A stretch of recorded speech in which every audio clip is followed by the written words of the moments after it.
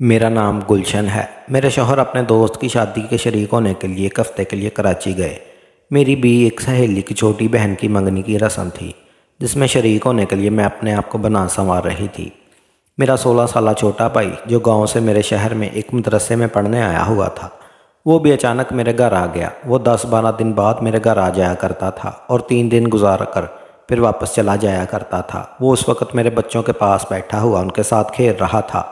मैं अपने छोटे भाई के लिए किचन में जाकर कुछ बनाने लगी थी कि ऊपर शेल्फ पर रखा हुआ बेलन लड़खड़ाता हुआ नीचे गिराया और सीधा मेरे दाएं घुटने पर इतनी ज़ोर से लगा कि मेरी तो चीखें ही निकल गई। मेरी इतनी बुलंद चीखें सुनकर मेरा भाई और मेरे साथ वाली हमसाई दौड़ती हुई मेरे पास आई। मुझे रोते हुए देखकर मुझसे रोने की वजह पूछी तो मैंने बतला दिया कि बेलन मेरे घुटने पर लगा। लगता है मेरे घुटने की हड्डी टूट गई। फंक्शन में जाने की तैयारी तो धरी की धरी रह गई। मेरी हमसाई ने मेरे बच्चे और मेरे घर को संभाला और छोटे भाई के साथ बाजार में बैठे हुए एक पहलवान के पास गई, जो टूटी हड्डियों को ठीक करते हैं। ये भी अच्छा हुआ कि हम टाइम से वहाँ पहुँच गए, वरना उनकी दुकान के वक्फे का टाइम शुरू होने वाला था। पहलवान की शॉप पर उस वक़्त सिर्फ एक बूढ़ी औरत अपने हाथ की पट्टी करवाने आई हुई थी। उसने मुझे रोते हुए देखा तो वजह पूछी। मैंने बतला दी तो वो मेरे कपड़े को देखकर कहने लगी, बेटी तुम्हारे घुटने पर चोट आई है तो लाजमी बात है कि घुटने की मालिश भी होगी, यहाँ पट्टी भी बांधी जाएगी, मगर तुम्हारी शलवार का पौंचा इतना छोटा सा है कि ये तो तुम्हारी पिंडलियों के ऊपर भी नहीं जाएगा। घुटना का उसने करना तो दूर की बात, बेहतर होगा कि तुम पहलवान के कमरे में जाने से पहले अपनी शलवार का पौंचा उधेड़ लो ताकि ये आसानी से ऊपर हो सके। मैंने भी हाँ या ना में कुछ भी नहीं कहा कि वो खुद ही बोली, बेटी लेकिन अगर तुमने अपना पौंचा फाड़ लिया तो तुम्हें बाज़ार से गुजर कर वापस जाने में काफ़ी शर्मिंदगी से उठानी पड़ेगी। शॉप के बाहर तो रक्शे आने की जगह भी नहीं, रक्षा लेने के लिए भी तुम्हें कम से कम आधा बाज़ार पैदल गुजारना होगा। उस बूढ़ी औरत ने मुझे एक नई उलझन में डाल दिया था। मैं अभी किसी नतीजे पर नहीं पहुंची थी कि जिस कैबिन पर ड्रेसिंग रूम लिखा हुआ था, पहले एक जवान लड़की बाहर निकली। उसकी हथेली पर पट्टी बंधी हुई थी। वो लड़की इस बुरी औरत के साथ दुकान से चली गई तो कुछ देर बाद उसी ड्रेसिंग रूम से एक 34-35 साल का काफ़ी सेहतमंद जवान निकला। मेरा पहले कभी किसी पहलवान से वास्ता नहीं पड़ा था, ना मैं ऐसे जानती थी। वो मेरी तरफ देखकर बोला, हाँ बीबी जी तुम्हारा क्या मसला है। मैंने अपनी चोट का बतलाया। फिर वो मेरे छोटे भाई से पूछने लगा तो मैंने कहा ये तो मेरे साथ है। इसने कहा अच्छा, और फिर दुकान के ग्लास डोर पर वक्फे का बोर्ड लगाकर दूसरे दरवाजे को चुटकनी लगा दी। वापस हमारी तरफ आते हुए बोला, तुम पट्टी करवाकर इस छोटे दरवाजे से निकल जाना। उसने एक दरवाजे की तरफ इशारा करते हुए कहा। मुझे उसने ड्रेसिंग रूम में आने का कहा। मेरे छोटे भाई ने मुझे सहारा देकर ड्रेसिंग रूम में लाकर ड्रेसिंग बेड पर बिठा दिया तो पहलवान ने मेरे भाई को बाहर जाकर बैठने को कहा। वो तो बच्चा था, वो फौरी इस कमरे से निकलकर बाहर चला गया। तब पहलवान मेरे करीब आया और कहने लगा, बीबी तुम्हारे घुटने पर चोट आई है, इसकी मालिश करनी होगी, फिर पट्टी भी करनी होगी। अपने घुटने को कैसे दिखाना चाहोगी? मैं तुम्हारी शलवार का पौंचा फाड़ता हूँ। मुझे इस बूढ़ी औरत की बात याद आ गई और झट से बोली, नहीं नहीं, फिर मैं बाज़ार से गुजर कर कैसे जाऊँगी? मैं तो तमाशा बन जाऊँगी। हाँ ये बात तो है, चलो फिर अपने नीचे की तरफ करो। एक गैर आदमी के सामने उतारते हुए भी शर्म आ रही थी, मगर मजबूरी ऐसी थी कि उसके बगैर गुजारा ही नहीं था। मैंने इलास्टिक नीचे की तरफ कर दिया। तब पहलवान ने पकड़कर मेरे घुटने से भी काफ़ी नीचे कर दिया और हल्का हल्का हाथ फेरते हुए मेरे घुटने की हड्डी को चेक करने लगा। कुछ देर बाद बोला, बीबी जी शुक्र करो कि तुम्हारे घुटने की हड्डी तो महफूज है, मगर इस पर दबाव काफ़ी पड़ा था, इसलिए मालिश करते हुए तुम्हें दर्द तो काफ़ी होगा, मगर ये सिर्फ 2 मिनट के लिए होगा। अगर मैंने हड्डी को इसकी सही जगह पर एडजस्ट ना किया तो वैसे ही पट्टी बांध दी तो दर्द तो तुम्हारा 20 दिन बाद ख़त्म हो जाएगा, मगर तुम सारी ज़िंदगी लंगड़ा कर ही चला करोगी। इसलिए तुम्हें पहले से कह रहा हूँ कि दर्द को बर्दाश्त कर लेना, ज़्यादा चीखने की ज़रूरत नहीं। इसकी बातें सुनकर तो मेरी और भी जान निकल गई। मैं सारी ज़िंदगी लंगड़ी बनकर नहीं रहना चाहती थी, इसलिए अपना दिल मजबूत करते कहा, नहीं आप जैसा बेहतर समझे वो करें, मैं दर्द बर्दाश्त करने की पूरी कोशिश करूँगी। फिर उसने एक तेल की शीशी से मेरे घुटने पर थोड़ा सा तेल गिराया। मेरी टांग को सीधा करते हुए जैसे ही उसने मेरे घुटने पर हाथ रखा, दर्द की वजह से बेख्तियारी तौर पर मैंने अपने दोनों हाथ से बेड या किसी और चीज़ को पकड़ने की बजाय पहलवान की दोनों टांगों को मजबूती से पकड़ लिया। वो पहले धीरे धीरे से मेरे घुटने के इर्द गिर्द मालिश करता रहा। उसका हाथ मेरी रान पर काफ़ी ऊपर तक जा रहा था, मगर उस वक़्त मुझे इतनी होश कहाँ थी کہ کچھ ہی دیر میں اس نے میرے گھٹنے کو ایک جھٹکا دیا تو درد سے بلبلا اٹھی۔ اب تو پہلوان نے میرے گھٹنے کے ساتھ ساتھ میری پنڈلی اور ران کو بھی اچھی طرح مالش شروع کر دی تھی۔ پہلوان متواتر مالش کرتا رہا۔ کچھ ہی دیر بعد میرا درد آہستہ آہستہ کم ہونا شروع ہو گیا اور آخر معدوم ہو گیا۔ تکلیف کا اثر زائل ہونے کے بعد میں اپنے حواس میں لوٹی اور خود کو ایک غیر محرم کے سامنے صرف قمیض میں دیکھ کر مجھے فطری شرم و حیا نے آگے رہا، جو کہ ایک شریف اور عزت دار عورت کا خاصہ ہوتا ہے۔ لیکن میں اپنی تکلیف کے ہاتھوں بھی مجبور تھی، ورنہ میں نے آج تک اپنے شوہر کی امانت میں خیانت نہیں کی تھی۔ لیکن پہلوان کی اس طرح مالش کرنے سے میرے اندر کی چھپی ہوئی خواہش نے سر اٹھانا شروع کر دیا تھا۔ لیکن مجھے اپنے چھوٹے بھائی کی بھی فکر تھی، جو اپنی بہن کے انتظار میں گل رہا تھا۔ میں نے جلدی سے کہا، پہلوان جی میرا درد ختم ہو گیا ہے، آپ سے التماس ہے کہ پٹی کر دیں اب۔ پہلوان کے ہاتھ رک گئے، اس نے اسبات میں سر ہلایا اور پٹی کرنے لگا۔ پہلے اس نے میرے گھٹنے کے نیچے ایک تختی نما لکڑی کی بنی ہوئی مربع شکل کی سلیٹ رکھی، پھر پٹی اٹھائی اور باندھنے لگا۔ تھوڑی دیر میں پٹی ہو گئی۔ جب میں نے شلوار پہن لی اور اٹھ کے بیٹھ گئی تو پہلوان میرے رائٹ سائڈ میں آیا اور ایک بازو میری کمر میں ڈال کے مجھے آہستگی سے اوپر اٹھایا اور مجھے سنگل بیڈ سے نیچے اتار کر تقریباً اپنے ساتھ چمٹا لیا۔ وہ میری رائٹ سائڈ پہ تھا اور اس نے اپنا لیفٹ آرم میری کمر کے گرد حمائل کیا ہوا تھا۔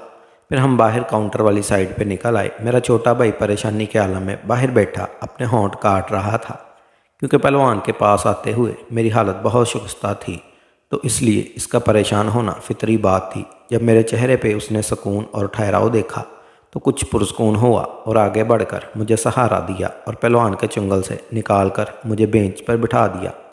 پھر پہلوان نے چھوٹے کو چند گولیاں اور مختلف کلر کے شربت دیے اور بتانے لگا کہ کب ان کو یوز کرنا ہے اور کیسے، اور ساتھ میں یہ بھی کہا کہ 1-2 بار پٹی بھی کھلوانے آنا۔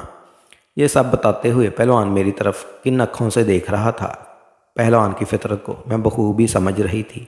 پہلوان جیسے لوگ ہی زمانے کا ناسور ہوتے ہیں، جو عورتوں کی عزت کو مجروح کرتے ہیں اور اپنی ہوس کا نشانہ زبردستی بناتے ہیں۔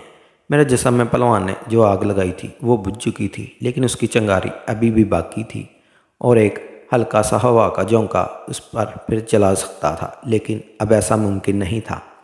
خیر یہ معاملہ جلدی ختم ہوا اور ہم گھر پہنچ گئے۔ گھر پہنچ کے بھی میرا سارا دھیان پہلوان کی گئی مالش پہ تھا۔ مجھے پتہ نہیں چلا کہ دروازے پہ کھڑی کوئی مجھے دیکھ رہا تھا۔ قدموں کی چپ چاپ میں نے آنکھیں کھولی تو میری ہمسائی نگینہ تھی۔ وہ خاموشی سے میرے پاس آئی اور میرے بیڈ کے کنارے ٹانگوں والی سائڈ پہ بیٹھ گئی۔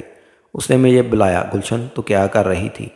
تھوڑے دن رک گئے ہیں، تیرے میاں آ جائیں گے۔ میں نے ٹیبل پہ بڑے تیل کی طرف اشارہ کیا، کہا نگینہ میری مالش کر دو۔ نگینہ نے اس بات میں اپنی منڈی ہلائی اور تیل اٹھا کے میرے پاس لے آئی۔ اس نے آہستگی سے میری شلوار کا پونچا اٹھایا اور اوپر کرنے کی کوشش کرنے لگی۔ پونچا تنگ ہونے کی وجہ سے اوپر نہیں ہو رہا تھا۔ میں بولی، نگینہ شلوار اتار دو میری، اس سے آسانی ہوگی۔ نگینہ ایک لمحے کو جھکی اور پھر اس نے سر ہلاتے ہوئے آہستگی سے اتار دی۔ اب وہی صورتحال پیدا ہو گئی تھی جو پہلوان کی دکان میں تھی۔ میں تصور میں خود کو پہلوان کی دکان میں محسوس کر رہی تھی۔ نگینہ نے آہستگی سے ایک تکیہ اٹھایا اور میرے گھٹنے کے نیچے رکھ دیا۔ پھر اس نے اپنے ہاتھوں پہ تیل ملا اور میری پنڈلی پہ مالش شروع کر دی۔ گھٹنے پہ چونکہ پٹی بندھی ہوئی تھی اس لیے اس سے تھوڑا نیچے ہی محدود رہی۔ پٹی کی وجہ سے میں صحیح طرح سے نہا بھی نہیں سکتی تھی۔ پھر نگینہ نے مجھے نہلایا۔ گھٹنے پہ چوٹ کی وجہ سے وقت بہت نہانے میں آئی، لیکن اس نے اس کو بچا کے نہلایا، کپڑے پہنائے اور بیڈ پہ لٹا کے کھانا بنانے چلی گئی۔ پھر ایک ہفتہ گزر گیا۔ اس ایک ہفتے کے دوران نگینہ آتی رہی اور میری خدمت برابر کرتی رہی اور گھر کے دوسرے کام کاج بھی میرا چھوٹا بھائی کرتا۔ اس دوران میں نے اپنی ٹانگ پہ وزن ڈالنا شروع کیا اور آہستہ آہستہ چل کے چھوٹے موٹے کام بھی شروع کر دیے، لیکن میں کوئی رسک بھی نہیں لینا چاہتی تھی۔ پہلوان نے مجھے ڈرا ہی اتنا دیا تھا اور ساری عمر کا لنگڑاہٹ کا سوچ کر میری جان نکل جاتی تھی۔ اب چونکہ ہفتہ گزر چکا تھا اور آج پٹی کھلوانے کی باری تھی، چھوٹا تیار تھا کہ آج وہ مجھے لے جائے گا، لیکن میں نے اسے منع کر دیا اور کہا کہ تم بچوں کا دھیان رکھو اور میں نگینہ کو لے کر جاتی ہوں۔ میں آج بہت نازک سے تیار ہوئی تھی۔ آج میں نے اپنا فیورٹ پرپل کلر کا سوٹ پہنا تھا جو بہت باریک تھا۔ ہونٹوں کو لپسٹک سے آشنا کروایا اور ہلکا ہلکا میک اپ کیا۔ میری رنگت چونکہ بہت وائٹ تھی تو اس لیے میں ہلکا سا میک اپ کرتی تھی۔ جب میں تیار ہو گئی تو خود کو آئینے میں دیکھ کر اپنا چہرہ جائزہ لیا۔ پھر میں ایک بڑی سی چادر اٹھا کے باہر نکل آئی۔ باہر نگینہ میرا ویٹ کر رہی تھی۔ مجھے دیکھ کے وہ میری تعریف کیے بغیر رہ نہ سکی۔ پھر ہم دونوں گھر سے باہر نکلی اور آٹو رکشے میں بیٹھ گئی۔ آٹو رکشے والے نے پہلوان کی دکان کے سامنے اتار دیا۔ ہم دکان کے اندر داخل ہو گئے۔ اندر صرف ایک بڈھا اور ایک نوعمر لڑکا بیٹھے تھے۔ کاؤنٹر پہ بیٹھی ہوئی نوعمر لڑکی نے ہمیں بینچ پہ بیٹھنے کا اشارہ کیا اور کہا کہ استاد ابھی مصروف ہیں۔ ہم ایک سائڈ پہ بیٹھ گئے۔ تھوڑی دیر بعد ایک نوجوان لڑکی جس کے بازو پہ پٹی بندھی ہوئی تھی باہر نکلی اور دھیمے قدم اٹھاتے ہوئے باہر نکل گئی۔ وہ بڈھا بھی اس کے پیچھے نکل گیا۔ غالباً وہ اس کا باپ تھا۔ تھوڑی دیر بعد پہلوان باہر نکلا۔ میں چادر اوڑے ہوئے تھی لیکن پہلوان کی زیر نگاہوں نے مجھے پہچان لیا۔ وہ کاؤنٹر کے پیچھے چیئر پہ بیٹھ کے بولا، بی بی جی آپ کے گھٹنے کا کیا صورتحال ہے؟ پھر میں بتانے لگی کہ اب تقریباً ٹھیک ہے اور آج پٹی کھلوانے آئی ہوں۔ پہلوان نے مجھے اندر جانے کا اشارہ کیا اور کہا کہ آپ اندر جائیں، میں پٹی اتارتا ہوں۔ میں اٹھی اور اندر چلی گئی اور نگینہ باہر رہ گئی۔ میں جا کے اسی بیڈ نما چارپائی پر بیٹھ گئی جہاں پہلی دفعہ پہلوان نے میری مالش کی تھی۔ تھوڑی دیر بعد دروازہ کھلا اور وہ نوعمر لڑکا ہاتھ میں کولڈ ڈرنک لے کے آیا۔ اس نے ٹرے میں سائڈ پر رکھی اور چلا گیا۔ میں ان کے ساتھ انصاف کرنے لگی اور آنے والے لمحوں کا سوچنے لگی۔ تھوڑی دیر بعد پہلوان کمرے میں داخل ہوا۔ اس نے میری طرف دیکھا تو رزلٹ میری توقع کے عین مطابق تھا۔ اس نے میری چوٹ والی ٹانگ کو تھوڑا اوپر اٹھایا اور پٹی کھولنے لگا۔ پٹی کھولنے کے بعد میں نے اپنا گھٹنا دیکھا تو میری جان میں جان آئی۔ گھٹنا بالکل ٹھیک تھا اور صرف ایک زخم کا نشان باقی تھا۔ میرے دل میں لنگڑی ہونے کا جو ہول آ رہے تھے وہ ختم ہو گئے تھے۔ پہلوان بولا، بی بی جی مبارک ہو، آپ کا گھٹنا بالکل تندرست ہے۔ نگینہ باہر بڑی دیر سے میرا انتظار کر رہی تھی۔ نگینہ کی زبانی میں بڑی دیر سے انتظار کی کشمکش میں تھی کہ کب پٹی کھلے اور باہر آؤں، لیکن بہت دیر ہو گئی تھی تو مجھے شک ہوا کہ دال میں ضرور کچھ کالا ہے، تو میں نے سوچا کہ اندر جا کے جائزہ لیا جائے۔ میں نے اس لڑکے کو تھوڑے پیسے دیے اور کہا، بیٹا جاؤ میرے لیے ایک میٹھا پان تو بنواؤ۔ لڑکا پان لینے چلا گیا۔ میں اپنی جگہ سے اٹھی اور اندر داخل ہو گئی۔ اندر صرف ایک چھوٹا سا کمرہ تھا جس کے باہر لکڑی کا دروازہ تھا۔ میں نے کھولنا چاہا تو پھر کچھ سوچ کر رک گئی۔ میں نے دروازے پہ کان لگا دیے تو مجھے کچھ آوازیں سنائی دی۔ میری بیک بون میں سنسنی کی لہر دوڑ گئی۔ میں نے دروازے پہ انتہائی ہلکا اور احتیاط سے دباؤ ڈالا کہ ہلکی سی آواز بھی نہ نکل پائے۔ تھوڑا سا چھید ہوا۔ اندر ایک ہوشربا منظر دیکھا۔ میں نے دیکھا کہ باجی پہلوان کے ساتھ اپنا کام کروا رہی ہے۔ میں تعجب سے سوچنے لگی کہ باجی کے شوہر کس قدر ان سے پیار کرتے ہیں اور باجی دوسری جگہ منہ مار رہی ہے۔ خیر میں نے اس وقت اس خیال کو اپنے ذہن سے جھٹکا اور اندر کے منظر کو بغیر دیکھنے لگا۔ اس وقت دو عورتیں دکان میں آئیں اور استاد کا پوچھنے لگی۔ وہ دونوں باہر بیٹھ گئیں۔ خیر میں اور پہلوان باہر آ گئے۔ پھر میں اور نگینہ گھر کو روانہ ہو گئی۔